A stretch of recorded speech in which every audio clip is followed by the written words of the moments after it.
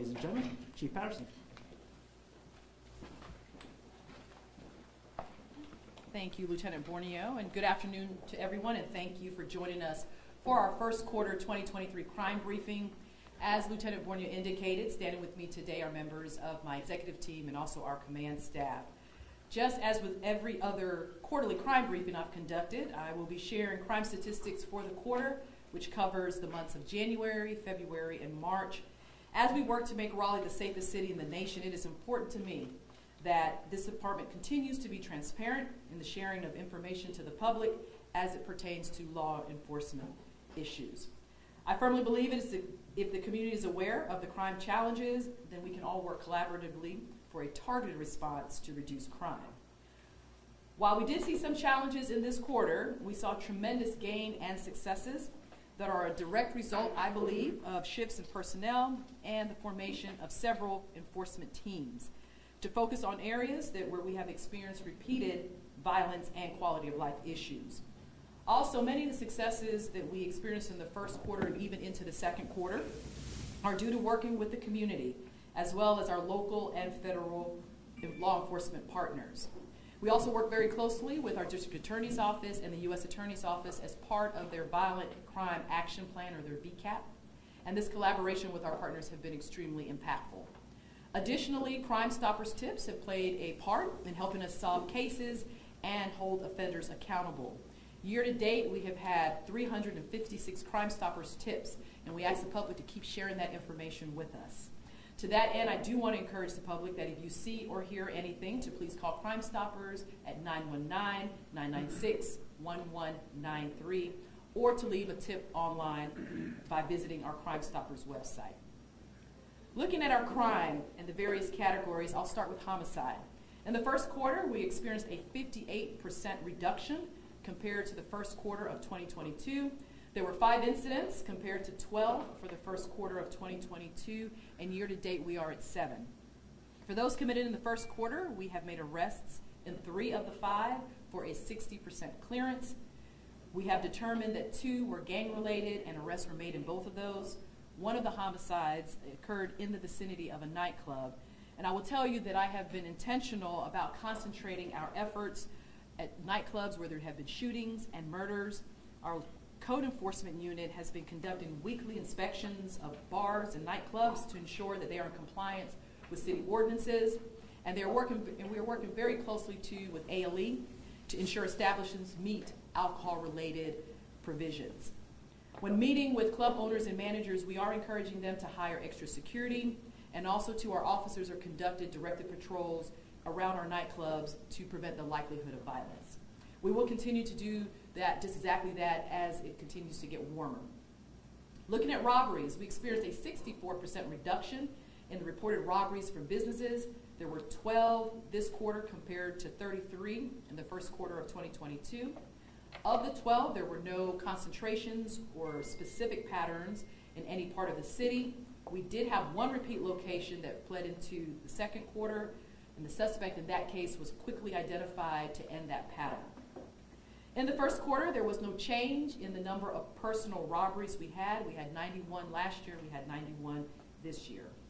As the weather warms and the days are getting longer, more and more people are out, we are encouraging the public and urging them to be hyper-vigilant of your surroundings to prevent robberies and robbery attempts.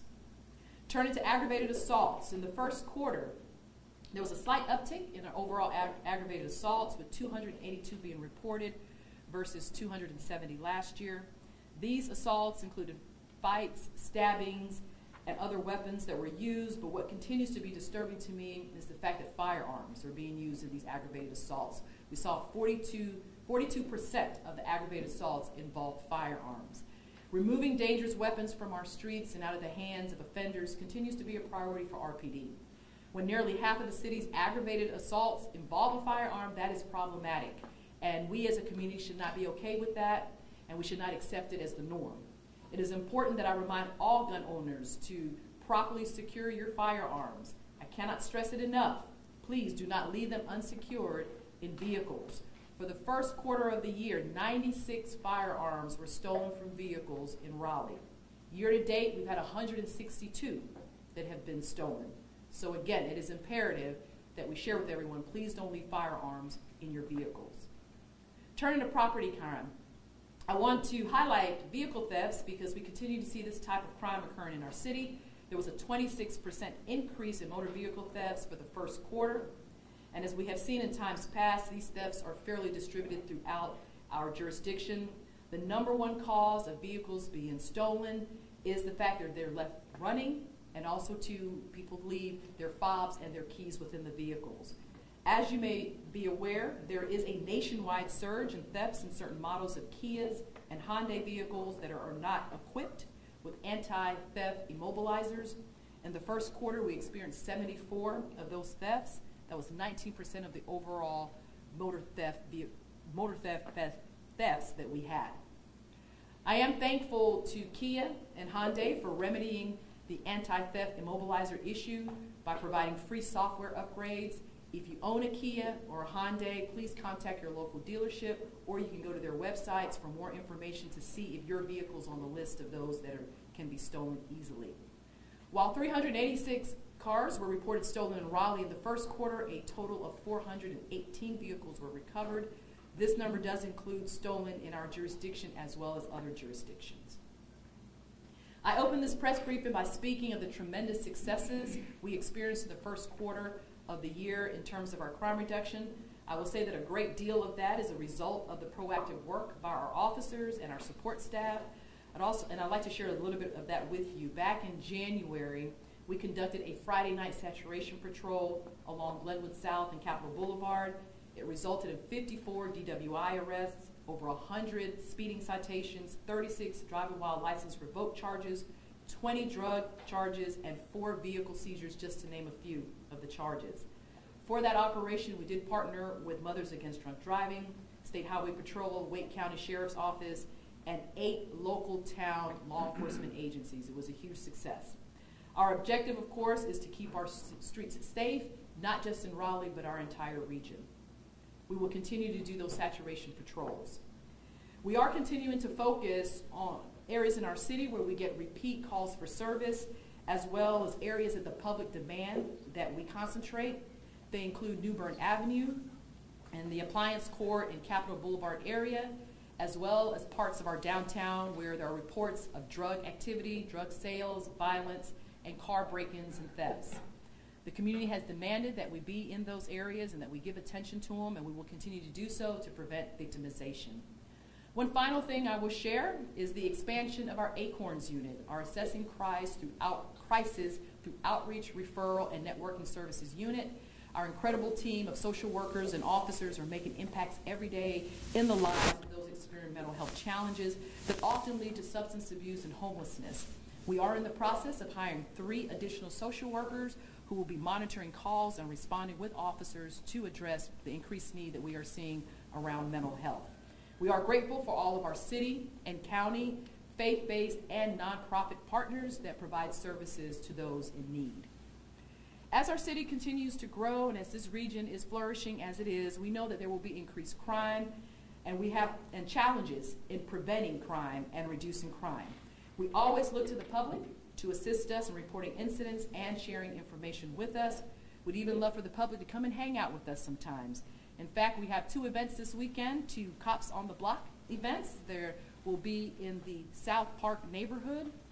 We'll be on Saturday and Sunday from 10 to 11:30. If you want to come out and join us, we'd love to see you and talk with you. Our officers will be out engaged in the community, knocking on doors, just trying to get to know everybody and see how they are doing. We really want to do everything we can to break the barriers that exist between police and community.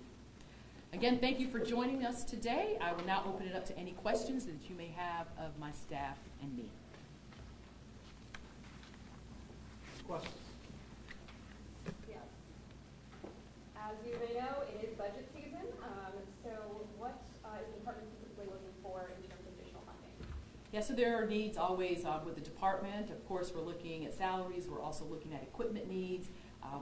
The city manager will be presenting her budget to council on May 16th. So we're all waiting to see exactly what's going to be included in that. Aaron? I was planning on speaking with a gentleman who's pretty active in trying to stop crime here in the city. Yes. I was just curious about your take on violence interrupter programs here. how they're helping with crime with it. Yeah, absolutely. And we know that there's certain jurisdictions that do have violence, spot shot or violence interrupter. We are not opposed to it necessarily. I'd like to always take a proactive approach to crime fighting, and so whatever that entails. We've had conversations about violence interrupters. We've had conversations about shot spotter and other technology. So I'm open to it. Just shooting off the budget question a little bit. We reported about in the past a little bit about officer shortages. Or is this still impacting the department, and where do things stand? Are you still actively looking at continuing to hire more officers? Yes, we're constantly hiring officers, looking to recruit officers into our police department. Our vacancy rate is still at about 100. It does fluctuate quite a bit because we are doing intensive hiring. We just graduated a large class last week, which we're extremely proud of, and we're going to continue to hire and recruit. All right, thank you, everyone. Thank you all.